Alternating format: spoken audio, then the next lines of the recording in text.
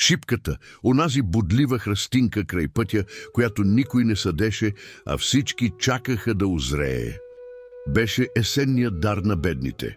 Плод, който растеше без пари, но струваше колкото здравето. Баба обличаше дебелия пуловер, вземаше кошницата и казваше да идем да наберем витамините.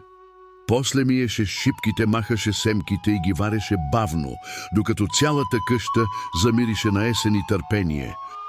Претриваше ги през сито, добавяше захар и лимон и пак вареше, докато станат на гъст червен мармалад. Във всяка лъжица имаше повече любов, отколкото захар. Шипковият мармалад не беше просто десерт, той беше лекарство.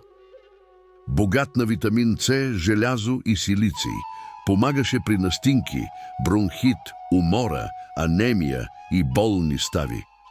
Слагаш лъжичка сутрин на гладно, за сила, за кръвта, за имунитет.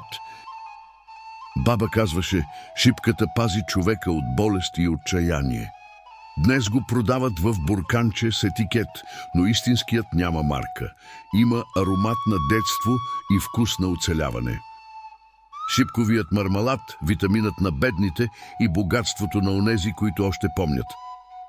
Внимание! Това са народни съвети. При проблем с здравето и преди предприемане на лечение, първо се консултирайте с доктор. А ти имаш ли още буркан шипков мармалад у дома?